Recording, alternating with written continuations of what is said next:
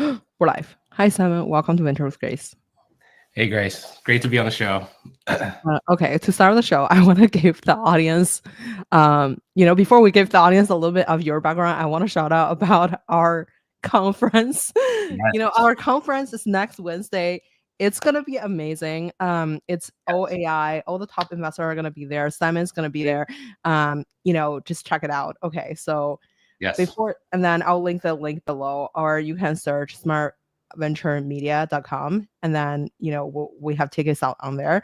If you want a half off ticket, originally I almost closed it yesterday, but I was like, oh, I want to give the audience a chance to get the half off ticket before it closed. It's called Venture with Grace. The code is Venture with Grace. No space. Okay. Simon, okay, let's start. Yeah, it's gonna be amazing. I was literally about to cry yesterday because I couldn't believe it was so much super high caliber people buying tickets too. So it was not like awesome. I was just like, wow, okay, crying. Okay, not crying. Sorry. Yeah, I know. I just organized the hackathon. It was so much work. So I can't even imagine like a full day conference.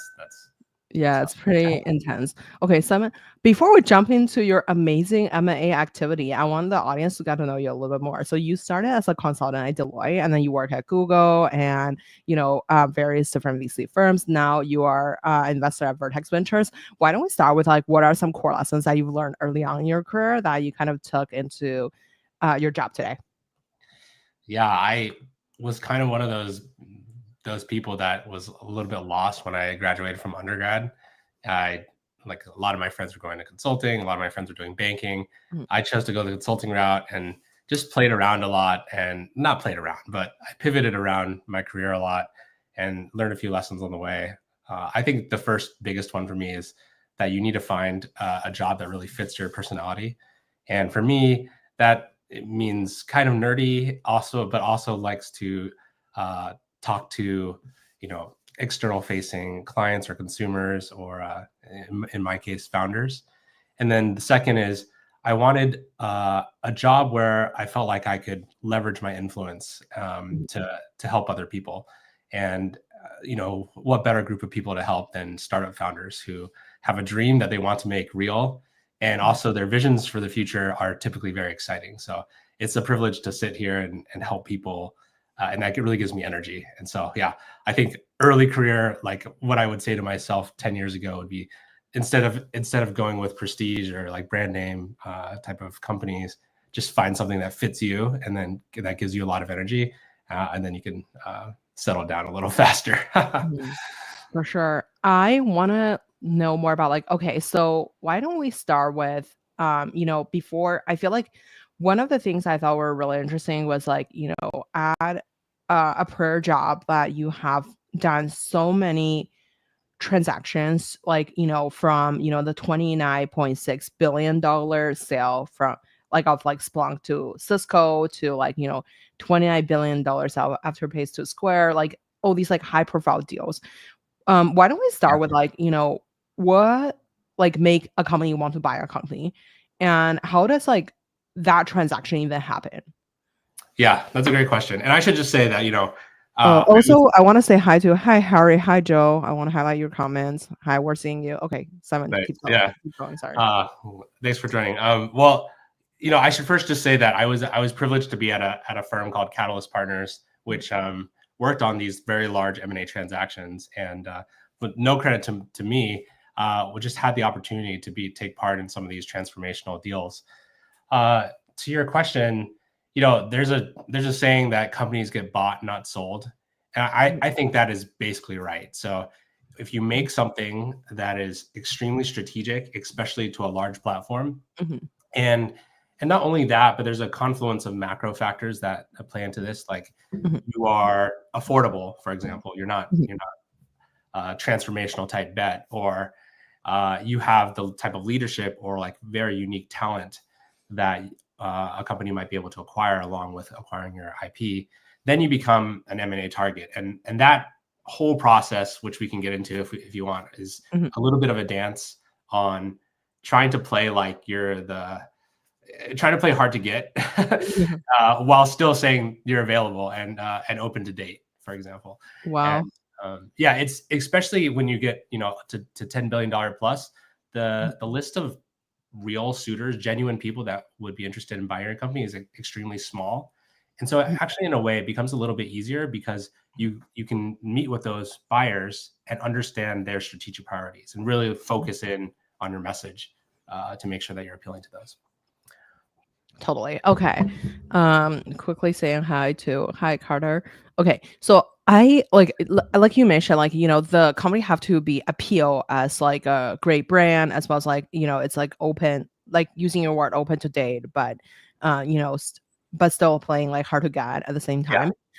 Maybe if we could use any example, maybe like, I don't know, Afterpay or something. So like, how does it discovered by Square as like a identify as like a, I guess, like a target to acquire? Yeah. Or like, first of all, like, how did they get identified as like acquired target? And what are some like asset that like you feel like it's actually valuable? And then I feel like all the M&A, I feel like the behind the scene is very different than like the outside, because the outside, like, you can only see the brand or like the marketing fact and stuff like that. But like on the other hand, like there should be some sort of like synergy between the two companies. Yes. But what does synergy kind of like actually mean from the numbers Yeah. perspective? And like, like, and then how do you kind of like plug stuff into it? And then how do you even, I guess, like joint force combine together? It's like, bigger than one. Yeah, 100%. So I think the first thing that founders should know, or CEOs should know, is that there are entire departments, corporate development departments, whose job it is to find and identify assets that they want to buy. And so, like, literally, it's their job to go out and get to know you, and buy you nice dinners and stuff. So you should be doing that. For Afterpay, for a number of these companies, they were already identified by the corporate development departments for a long time, especially Splunk. Cisco had known about Splunk for a very long time before they actually pulled the trigger. And for Afterpay and for a number of other deals, typically the conversations start more as like an OEM or partnership conversation. And then, even early on, from the founders or from the management team's perspective, they know that perhaps it might be a good path to get acquired. And so you kind of structure the conversations in a way to leave that door open in case you want to open it. And then, the conversations on partnership get develop to a certain stage. And then maybe at some critical point in the stage, you say, hey, like, we're like doing all this work to partner. Why don't we just actually like make this official and combine? And a banker, of course, can help you with that type of deal. To the second part of your question on like synergies, synergies is like kind of, it's a funny word. I mean, it's a little bit fluffy, of course, but yeah, 2 + 2 is more than 4. It's synergies for like large corporate deals, large strategic deals, typically means something like they can take your asset and leverage something that they have to massively increase the value. So like, for example, ServiceNow or Microsoft, these guys have huge enterprise go-to-market sales forces. And so if they can take your product and integrate it to their platform and then use their sales engine to massively leverage that, that's hugely synergistic. I mean, it's a little bit cringy of a word, but that's how we think about it conceptually. Totally. Okay, so I have a question on that. So like for Afterpay, like, and Square, like, so is that just like, why can't they just build it on their own? Because since they have the distribution channel, and then if they just turn on one click Afterpay, or like an equivalent, shouldn't that just work? Because I don't know if there's a lot of tax defensibility there. Yeah. I mean, that is Afterpay for listening. that is the key question always, like buy versus build. And like the reasons to buy are typically underappreciated, even though they're like covered to death in business books or whatever. But typically building some sort of asset is like a confluence of a lot of factors, but one of the big ones is just luck. And so there are a lot of things that are outside of your control. For example, building a marketplace, maybe 4 or 5 companies start up and they try to start a marketplace. But in order to start the marketplace, you need the supply side and the demand side to really like get going. And so if a company wants to buy that marketplace or wants to own that marketplace, it would be very risky for them to try to start their own, because they can control a lot of things, but they can't control some of the macro or softer touches that make something succeed. Whereas what they can do is they can just spend money and acquire that thing. And the second is there's often a time element. Like, we could build this ourselves, but how much time would it take? And in that time, that interim time, would we lose a bunch of steam or a bunch of momentum, and the market's probably gotten away from us already? And then the third thing is, if it's something that's not core to their business, and of course, by the way, there's a lot of other reasons, but if it's something that's not core to their business, but would greatly enhance it, then that's a situation where buying makes a lot of sense, because you don't want to spend a lot of kind of internal manpower to own that asset or to maintain it over time. Instead, what you want to do is acquire both the asset and the team, and then do everything you can to make that asset succeed within the broader organization. So there are a lot of reasons that you would want to buy versus build, but it's a good question to ask for sure.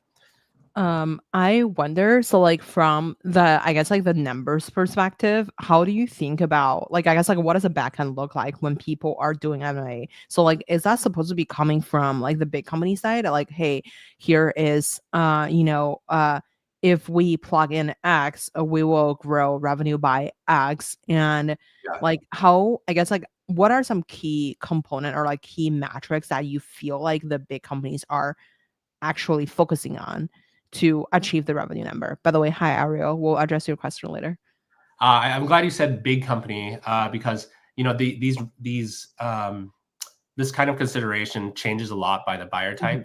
And so if you have private equity, this would be pretty different. But for a strategic acquisition, typically, well, let me just lay out a few considerations. There's like a common financial model called a merger model or accretion dilution that talks about, like, it tries to explain some of the numerical value that would be generated from an acquisition. That'd be like accretion to your stock price or free cash flow per share, or your EBITDA.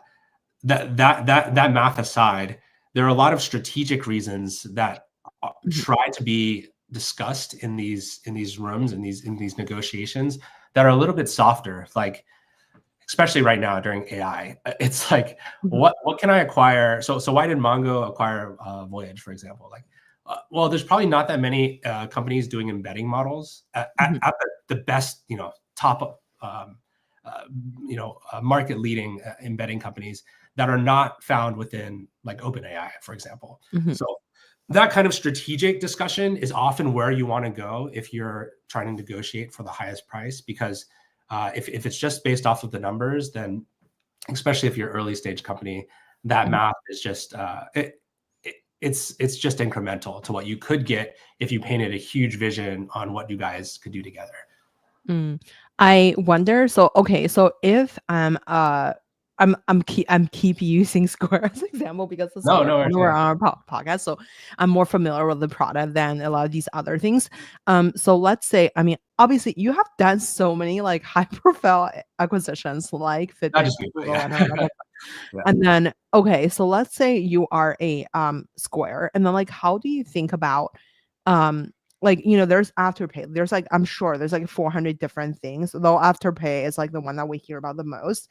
But on the map, like, and then you mentioned about the conversation starts like a million years ago. Like how, like, for example, let's say 5 years ago, I identify like people are innovating in this category. And then ask Square, how do I keep the relationship going? And then you mentioned that it started with like some sort of partnerships. I guess like among the whole roadmap, there's like maybe like 3 or 4 companies that are equivalently good at the very beginning. Yeah. How do you think about like which one to partner with? And then how do you think about like the growing the relationship into something more serious? Yeah. I mean, look, one of the reasons the bankers exist is because like the advice is so specific to the circumstance. But I guess in broad strokes, like what a corporate development leader would do is try to build relationships with all of the players in an emerging field, and try to get to know not only like the technologies and the approach that these different players are going with, but also the team itself and whether the team truly has the ability to execute. So, for example, for buy now, pay later, there was a bunch of players. Afterpay was just one of them. There's also Affirm and Klarna. There was a ton of them, but Afterpay had a very specific kind of merchant-centric point of view on how they would grow and how they would deliver value, specifically in terms of uplifting GMV, general merchandise value, gross merchandise value. So the corporate developments leader is to understand the different nuances and then see if that kind of target acquisition target would fit into their platform. And that typically, when it gets more serious, becomes a partnership because it's typically a missing piece in the platform. So the first and best ways to test the water is to do a partnership and to try to go to market together, for example. And then if things go super well there, or even if you can preemptively see that they would be a great fit, then it could move over to an M&A conversation. And that was the case with Afterpay. I wonder, so like when you were thinking about like as a person on the team doing the MA or like, you know, helping the MA to succeed, like, you know, how many people are on a team to make these like $1 billion transaction happen? And then to take like how long? Like you mentioned, like maybe they know the company from like years ago. And what would be the strategy that you suggest like a squad to implement into Afterpay to eventually acquire them? Yeah, it's surprisingly few people, at least on the financial advisory side. So like the banking team, I think for Afterpay was 6 people maybe.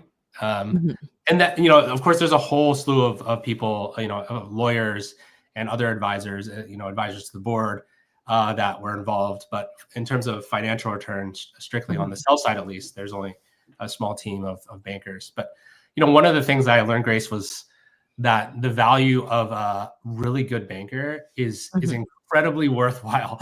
I mean, George Boutros is one of the legends in the field, and I remember for that specific transaction, there was a time where, you know, he advised walking away from a specific offer, and like, you know, when you're talking billions of dollars, that is not something to lightly like float to the board. And I remember the co-advisors were just like aghast that that he would threaten the deal. And of course, like negotiation is all about posturing and all about you know, the dance and the choreography around a negotiation. And George is a master at that. And so I think it really pays to hire a banker, especially in these high stakes situations that have danced the dance many times before and can really like coldly and almost like a mercenary just lead you through this process that is extremely stressful. I guess like, let's say if a deal is happening, like is this happening over a year that we have to close something, or like does a buy side have to like come with an interest? Or for example, you mentioned about like the seller side, like for investment banking, like, you know, people I guess like mention about these company to these other companies, like I guess like how much like how many percent are charged throughout these transactions? So like, is it like, let's say 3% for like buyer and this 3% for seller, or like how does this like kind of work? It's a very, I mean, first of all, that is like a closely a very tightly negotiated conversation, the fees that you pay to the investment bank. It's typically a percent of some sort of aggregate value. And it varies quite a bit by size and by the bank. So there are some banks that only do M&A, and that's their specialty. So they'll try to charge higher fees. And then there's banks that do all types of financial services like equity raising or debt raising. And then for M&A, they might charge a little bit less. So it's really all over the map. It's hard to generalize. I wonder also, you mentioned like it's a small team on the seller side. Like for selling a company, like do you wait for the buyer to like send over the interest, or do you like wait, I guess, or do you kind of like signal the buyer, or like you talk to your banker and then your banker talk to their banker for this to happen? Yeah. Again, it varies case by case, but the most, I guess, the most power in terms of negotiating leverage that you'll have is when you have some sort of very credible offer on the table. And typically, again, this varies by situation, but typically I would advise not to bring on a bank, at least in official capacity, until you have an LOI or letter of interest on the table. And the reason is because the investment banker, the advisor, can provide the most value in leveraging that offer to drive competitive pressure for other potential buyers. Whereas if you're, and don't get me wrong, there are a lot of situations where this is helpful, but if you're in the situation where you need to get sold and you're kind of outbounding out and, for lack of a better term, spamming potential buyers that you're for sale, then you're not kind of playing hard to get, and the price the premium in the price will definitely reflect that. So. Yeah. Wow. Okay. That's super interesting. Okay. Can you talk about the diligence process of for M&A? Yeah. Yeah. I mean, the diligence process is always like pretty painful. But like at very high level, you'll have business diligence, which is kind of answering very top strategic key questions about the business, like what are they doing, what is their strategic advantage, what does the product do, and why do people find it valuable. Then you'll have all sorts of kind of sub areas of financial diligence, legal diligence. You'll HR. All of those kind of areas are very important, but the most valuable thing is at the very beginning of the process to present your company in the best light during business diligence, and then, for lack of a better, for better or for worse, confirmatory diligence, or the diligence process where you get into the nitty gritty of everything, is sometimes more of a checklist item. Can we chat a little bit more about like the confirmatory diligence? Because I think like, obviously from working in venture, I feel like one thing it's like, for the smaller company, you just call the customer, or like you call potential buyer to see like if they would buy. And then let's say like you could potentially call, like if it's like if something is if we're talking about consumer companies, like you could like identify how many customer review you have, like just like do these like background research, or like how many app downloaders. But and then like obviously you can also call an expert, like paying money, or like find out some of these data. But for a more sophisticated slash like later stage deals, like I guess how would you implement the process?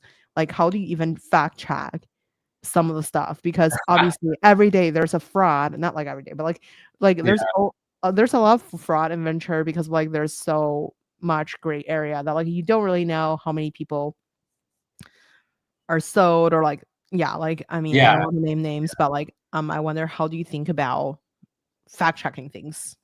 Yeah, I mean, it's a little bit different for mature companies because they have so much history to go off. Confirmatory diligence is basically like confirming that what you said during initial business diligence is actually true. So you will literally like upload, customer contracts and employee contracts, raw extracts of all your bookings and billings and pipeline data. And those will be used to basically recreate the picture that you've painted, and then understand where the potential weaknesses might be. So it's quite a bit more involved. And by the way, on the process side, that's one of the reasons why you might hire an advisor, because they will lay out basically for you the entire process. Like, literally like on this week, we're going to do these things. Then the next week, we're going to do these things. It is, don't get me wrong, it is a very intense process. You're doing management meetings while you're producing all these documents, while you're fielding questions on them. And so it's not a light thing to do. You'll definitely, for all of your key players, they'll be involved typically, and they'll be pretty busy with this process. It'll be something that you can't really just do part-time. Totally. I wonder how would you advise founders thinking about exiting? Because since I feel like M&A is like one type of exit, and then there's also IPO, but or Yeah, like yeah, some other exit yeah. opportunities. How Yeah. do you first of all, like how do you advise founders thinking about exit? And then the other part is like how do you think about like evaluating a company to think about their exiting potential? Just because when you are doing like I guess like portfolio construction, there's like I think like like the stuff that come to mind is like when you're building a fund, I think portfolio construction is actually really important. Like, everyone was saying, hey, each of your companies should be able to return your whole fund. But how many companies are actually gonna like having Yeah. the biggest exit, right? So like especially in the very early stage, maybe call it like if you invest in 100 company, maybe one company could like IPO, but that's not enough to return your whole fund if you're investing in this tiniest chunk of money into all these things. Like, how do you think about exiting in general as an investor as well? Yeah, that's a good question. By the way, I hear that like every investment should return the fund thing from like typically from people that are from smaller funds because Right, like right. at the bigger funds that's just not possible. Yeah. You can look at Wiz that despite Mhm, the insane return that it generated, it didn't return mhm, the funds of the big names. But yeah, so on the founder side, I think there are a couple of big things. Maybe I'll just say two. One is that like I tell people not to get their hopes up. And I don't mean mhm, that to be like pessimistic, but just realistically speaking, even if there's an offer on the table, the likelihood that mhm, the deal gets consummated is really low, like 10% mhm, or even lower. mhm, So that's the first thing. And I think founders, especially when they get some initial interest from like large strategic or mhm, private equity buyer, get really excited. And mhm, that's totally natural and fine. But you should also just check reality and make sure mhm, that this is something you really want and is possible. So that's the first thing. The second is it pays a lot of dividends to get to know the buyers like early, but also to internally prepare to withstand due diligence so that when the kind of process gets kicked off officially, your internal records are already in a state where you can just go. What happens most of the time, unfortunately, is that somebody gets interest and then the company has to really scramble internally to like clean up all their documents, and that process can be very hard. And also if it's too slow or too prolonged, the buyer might lose interest. It's almost like fishing. Like the buyer has put the bait in front of you, and if you don't bite at all, or if it takes you 6 months to bite, they'll probably move on and look at it. mm. On the what was the second part of your question again? As an investor, how do you think Yeah. about like evaluating a company when thinking about their exit strategy? Yeah. So I think this is something that like especially early stage investors could do better. Um, Mhm, you know, I think Tomas maybe had an article recently. Something like 70% of like DPI came from secondaries in recent mhm, history. Traditionally speaking, people have thought of the two exits being M&A and IPO. mhm, And I would just say that like as an investor, what I try to look for is something that will generate a good turn no matter what. So mhm, if it is an M&A outcome, then it typically won't be $1 billion outcome. But if my initial check size is appropriately scaled, then that can mhm, be still a wonderful return for our LPs. Then but whenever I make an investment, I think what we try to do is think about what could go right. And so I think I forgot what we call it, pre-parade or something, but mhm, basically like dreaming the dream and thinking about if everything went right, like what could this really do? If this category gets created, or if they really capture the imaginations of all the developers in the world, like what could be the potential mhm, there? And that's helpful from a early stage investor perspective because there are so many things that could go wrong. So if you kind of took the traditional kind of public equity mhm, investor view of like risk mitigation, you would just never make any investments in early stage. You have to kind of be inherently optimistic and then discount appropriately, and then that will be reflected, in the valuation and the price. But mm, that's kind of the mindset. Think positively of what could go right instead of like mhm. what are all the thousand things that could go wrong. For sure. I wonder, so like how do you predict like if a company will go right? Because I think one of the hardest thing to think about is I guess like the exit prediction because you Yeah. technically have to predict before you invest and then how do you kind of justify these like facts in your own head to like actually pull the trigger? Yeah. So I think I should just say, like, at the very earliest stages, like inception or even seed, I think it's kind of wasted effort to think to waste too many brain cycles on thinking about that, because so much is going to change in the interim. You're really at kind of the earliest stages betting on the core idea and the founder. You're not getting down to specifics on who, like, what the exit scenario might look like. Now, that being said, like, I think one thing that I took from, like, philosophy, people, that my friends that are in philosophy, is saying things that are clearly like not wrong, if that makes sense. So like, you don't know what the truth might be, but you can articulate a number of arguments or situations that are clearly not true. And it's surprisingly hard to articulate a future vision that is clearly not wrong. And that takes a lot of work. So what we try to think of is, when things go right, that kind of version of reality is clearly, it's clearly not wrong, if I'm making any sense at all. So like, there's no fatal flaw with that future version of the world. Whereas, if you think about, if you just make a bet on a early stage company where you're hoping that Google will buy it or whatever, and maybe it's not even in the wheelhouse that Google would ever consider, that's clearly like a wrong future of reality. Mm. I hope that made sense, but it made sense. Yeah. It kind of do. Okay, so I want to just give me 2 seconds. I need to close down my window. The grass. Oh, no worries.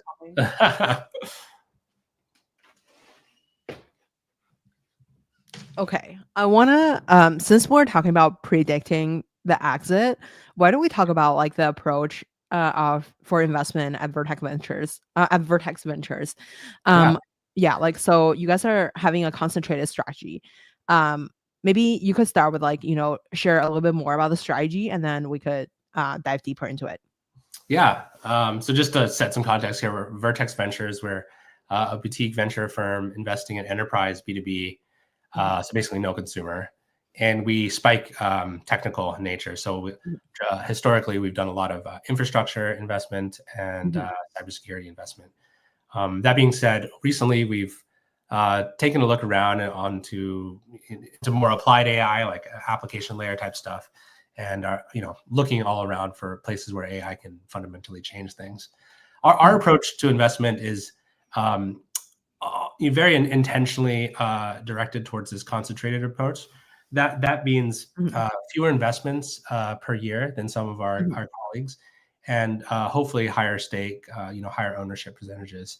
The idea there being that at the earliest stages of a company, there's a lot of company building to be done, and you really want, some entrepreneurs really want a board member or an investor who can roll up their sleeves if needed to help the company succeed.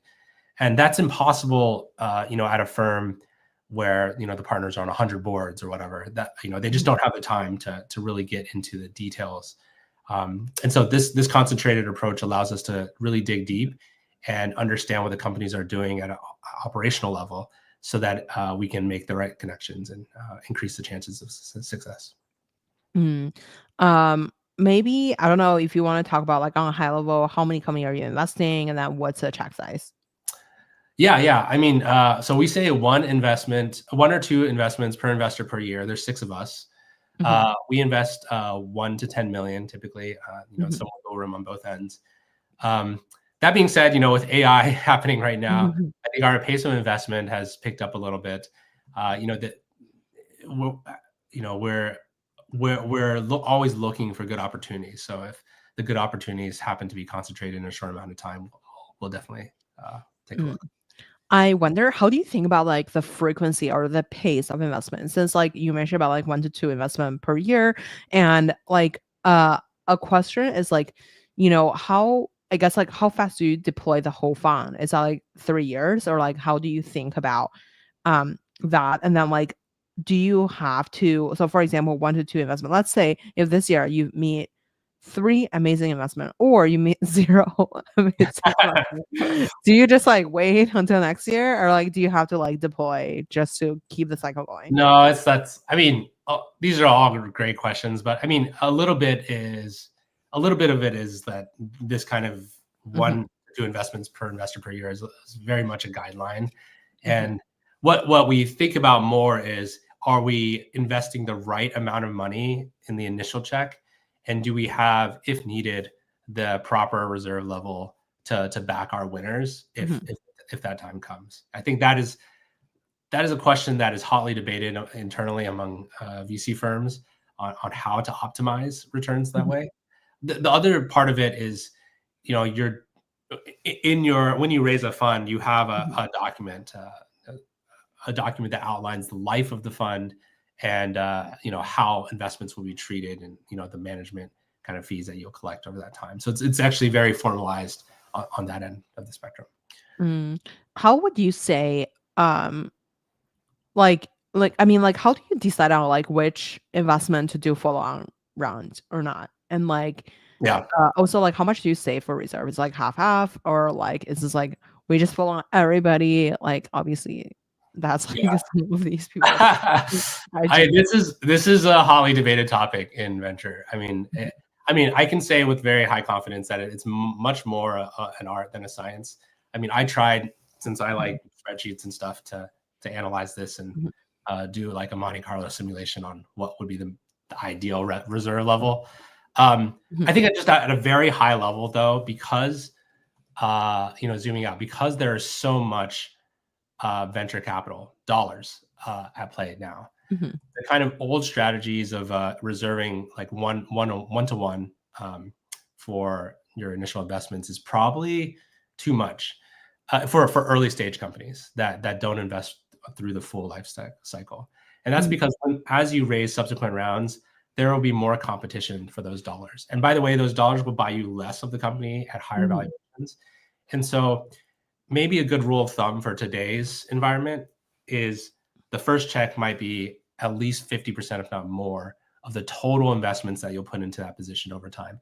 Now, I mean, it's almost useless to say that. I think that that's true, and that's my intuition after doing a lot of analysis. But it's almost useless to say that because every situation is so different, and you will flex according to the situation. So there are times where you will spin up a side vehicle to make sure that you can protect your pro rata interest, and there are times where the company won't go anywhere despite being able to raise another round, and you might not want to continue investing. So, how would you think about like the investment allocation? So like the best case scenario and the worst case scenario.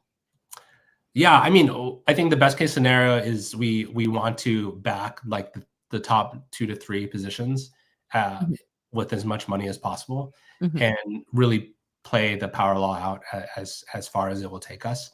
And for the other companies, we would want to find soft landings or ways to exit them so that they not only free up the capital, but free up our time. Why don't we use any of your current portfolio as an example of like, how do you kind of like meet the founder to how do you think about diligencing and then exiting, and then, also winning the deal as well?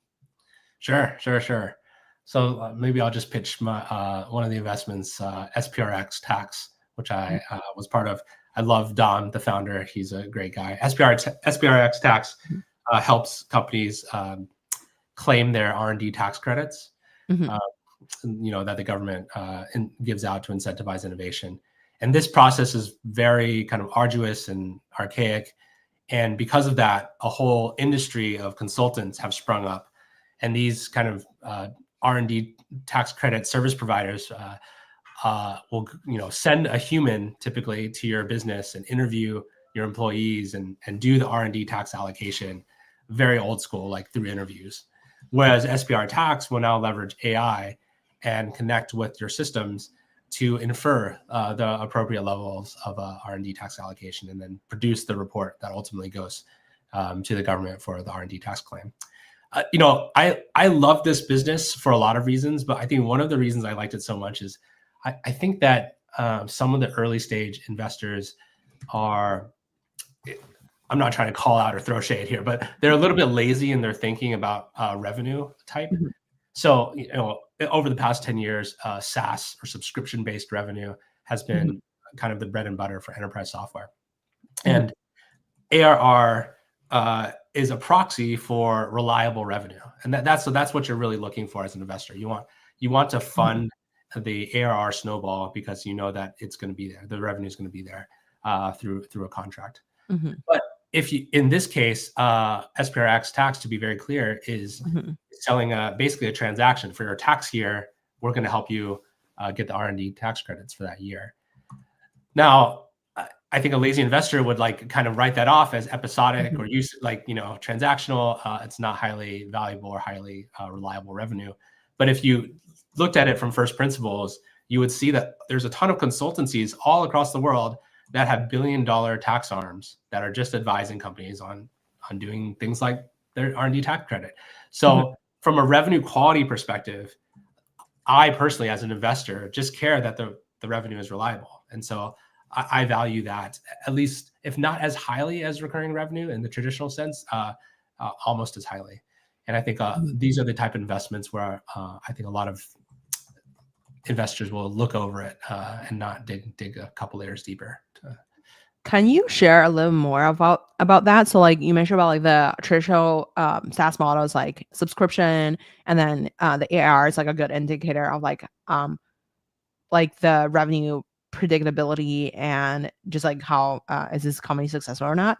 And since like right now AI is like changing the game, and there is the cursor of the world that are making hundreds of millions of dollars by having 5 people there. So like 10. So like how do you think about these like small company that making huge ARR, and then is this like actually predictable or not? Because I feel like right now like a lot of the companies are in the phase of like trying everything, but it doesn't mean like the next year and like the year after people are gonna having the recurring set of the revenue. Yeah, that's the topic du jour of the. I mean, that's. Congrats on Martin and all those investors that back Cursor. That's an amazing investment. The issue of experimental revenue, or I think maybe the information called it ERR, like experimental recurring revenue, is like a real one, because what you typically get in ARR numbers is some sort of annualized revenue rate. And so this is kind of getting into the weeds here, but basically what a company might pitch you, say they, claim to have 10 million in ARR, or 12 million to make the numbers easy. That might just mean that like in the last week, they locked in a 1 million MRR, and then they multiplied it by 12. And so they got to 12 million ARR.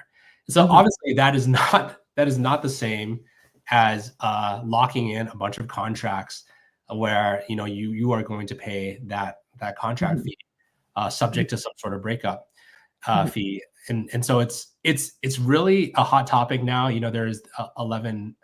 Anyways, I don't want to like bash on people, but there's a recent drama about people inflating their numbers with these run rate calculations.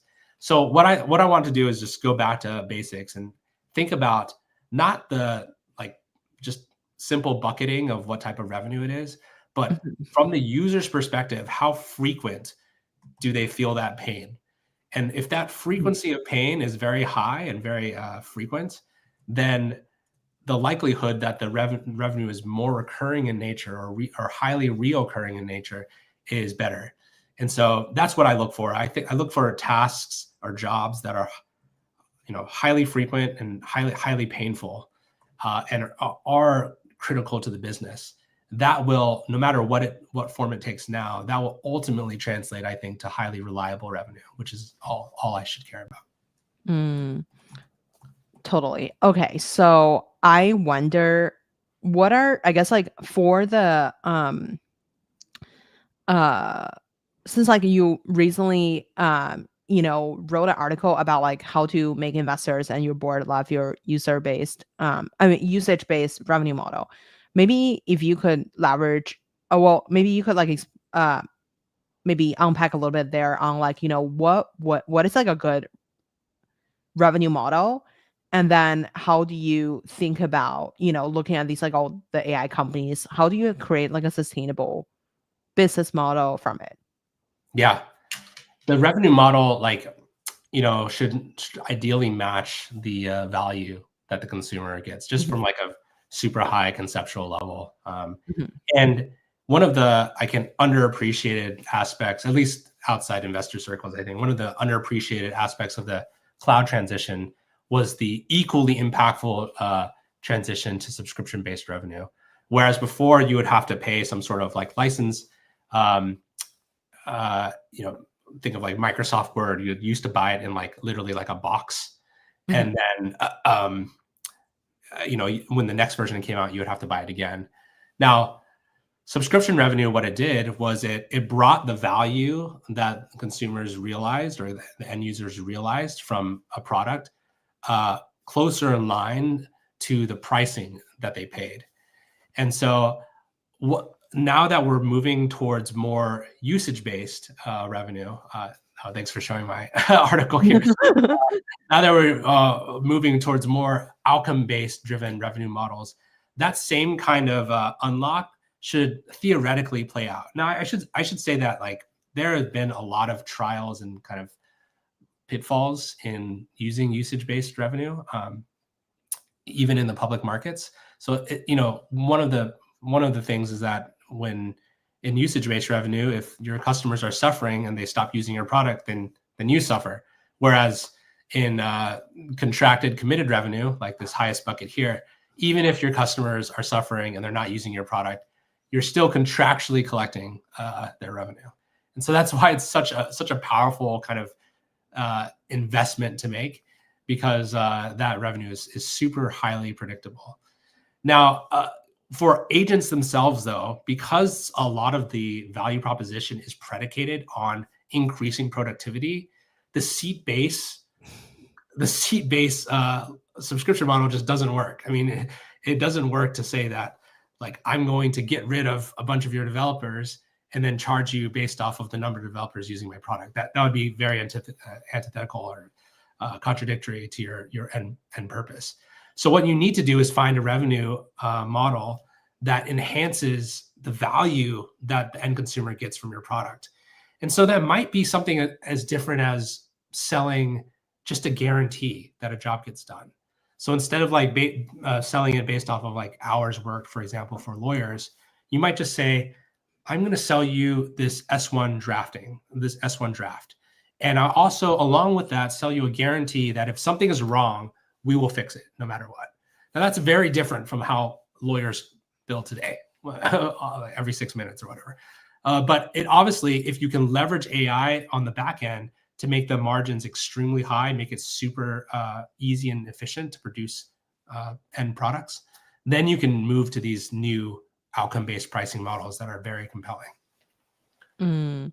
That's really interesting. I wonder, how do you think about, like, I guess like you also listed like some of the readings that like that's relevant / like, you have like kind of encountered that you think makes sense. Like, can we share a little bit more about like, so you mentioned about like committed revenue and then predictable usage revenue. You were saying for this one, it's like kind of people sign a really big contract and then they contractually have to pay you stuff. Yeah. And then but how do you get there? How do you implement these like kind of like revenue strategies? So it's more of like, of course I want to sign like, a 10-year long contract with Google, but the problem is like, how do you kind of get there? Also, as a startup, to be completely honest, I feel like it's kind of daunting to sign a really long contract. Yeah. Because you don't even know if your company is going to make it in year 5. Like, how do you, and then also like the technology may change. And then there's so much like consequences around that kind of stuff. Like, so how do you actually get there?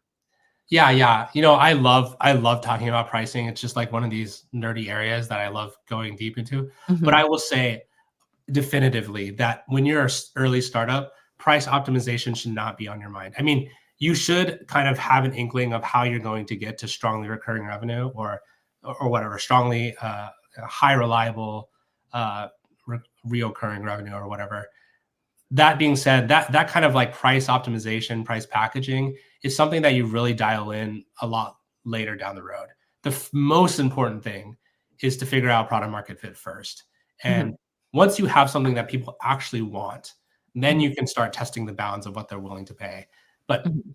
but here it really pays to just focus on first the product fit and then think about pricing. Mm. That being said, though, to your question, like, one of the things that I can't remember who said it, but one of the kind of the rules of thumb is you should always be pricing higher if you had to like boil it down to one sentence. Mhm. And so you should not be afraid to try to price as higher as early as possible. Meaning, like your early adopters, of course, you're probably going to give them discounts or something to be an early adopter and deal with the bugs.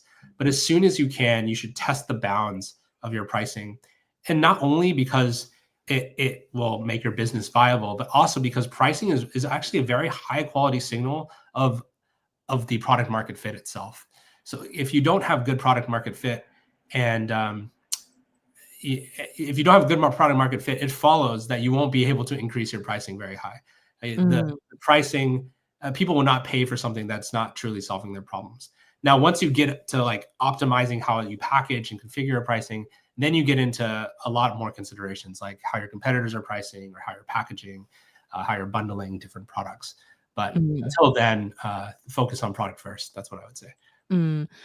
You mentioned about the lawyer company as an example. Maybe can you share a little bit more about like, there's like, so many AI companies now, like what would be 3 great example of like who is pricing right? And then you mentioned about like the having a really high pricing, that's great. But like I think it also have to combine with like the go-to-market strategy and then finding your target customers, just because I think to the right people, your pricing is always right. Like it's kind of like, Yeah. I'm sure you've seen the meme of like, when you Right. go to the airport, the water is like $10, but when you're like, at Costco, like $10, you can get like 2 boxes of water. So it's like to the person at a certain situation, you're like your pricing is technically right. So how do you find those people too?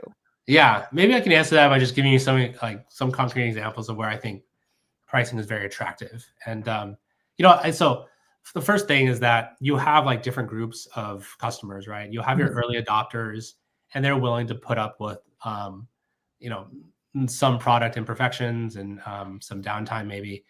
These are people are great because they help you get your Mhm. product off the ground. But Mhm. almost always, they are not the group of users that you'll actually make the most money from. The group of Mhm. users that you make the most money from are the big enterprises, typically, at least in my world of investing in enterprise B2B. Mhm. And those guys are much less tolerant of product imperfection, Mhm. but they also have the biggest dollars. So you think about the evolution of the product in terms of the evolution of the end customer, and Mhm. you want to, as quickly as you can, move to where you'll make the most money. So typically in Mhm. enterprises, that usually means the biggest market, so up market. Now there are some like examples I can give you. For example, revenue cycle management (RCM) in healthcare. So this Mhm. is like the billing side of healthcare. There are parts of revenue cycle management that are very attractive to me as an investor, for example. Mhm. But for the majority of the cycle of the kind of vendors that play in this space, they charge on a subscription basis. There are, however, a few spots in the revenue cycle management cycle, RCM cycle, where they charge on a contingency fee. So meaning like a percentage of the claim value for whatever procedure. Now Mhm. that to me is a very attractive pricing model because claim values can get very high. And if Mhm. you're able to, for some whatever historical reason, charge on a percent of that claim value, that means your ACVs can get effectively very high very fast. And Mhm. so from an investor perspective, I look for those kind of asymmetries where for one reason or another, there's pricing power that you can take Mhm. advantage of and build a huge business very, very rapidly. That's kind of the game that we're playing in VC. I think that's super interesting to know. Okay, so I know that we're about to run out of time, but I still want to give a shout out to 2 of your articles. Why don't we quickly talk about this one? How do you find the next AI startup idea when everything Yeah, seems possible? I think This is true. I This is appreciate so you timely though. helping me. Yeah, this is so Pitch timely because this is so true. Because nowadays, like literally everything is possible. Because like we're in like a really high AI um revolution of like everything is AI-ified. So yes, yes. um Yeah, how do you think about like finding the viable idea? Yeah, thank you. I appreciate that. And so yeah, this article came from this one here with all the colors is like kind of the money shot. But this article really came from a bunch of my friends and a bunch of entrepreneurs I'm talking to, just saying like everything is possible now. Like I just built DocuSign in a weekend or something. Everything is This is so possible, but true. where do I actually build Yeah. to like build a business? And like this is like I think the question of the day. And I Mhm. think the reason I came up with this kind of critical frequency matrix is because there are so many considerations when thinking about what companies to build. But the best advice I have, just very generally, is to like simplify the decision as much as you can, and then just identify the core dimensions on which to make the decision and go with that. And then you'll learn a ton of things on the way. And once you get started, you'll refine your vision of the world. So my like recommended, I guess, 2 axes is criticality, meaning like how important is the group of tasks that you're automating to the business, and then how frequent are those tasks. So I call it frequency. And this by the way is just like all these dots along the matrix. This is kind of a 2-axis matrix. All the dots here represent jobs to be done, as popularized by Clayton Christensen. So you can imagine every single business as a distribution of these dots. I have a question on this. So, like, basically, you mentioned about like frequency and the criticality, right? So, one day when I was like hosting my first event like, for Capital, so like one person mentioned that like, though AI can help you draft like a contract or whatever, but it cannot help you fold laundry. So, like, literally, like all these like boring tasks, like you have to still do on your own. And how do you think about the frequency and criticality when it comes to like how much people would actually be willing to pay for these things? Yeah. So that's kind of this red area here, Mhm, which I'm labeling for humans. These mhm, are low frequency, high criticality tasks. You know, basically my hypothesis is basically that the lower frequency tasks are more diverse, more heterogeneous in nature.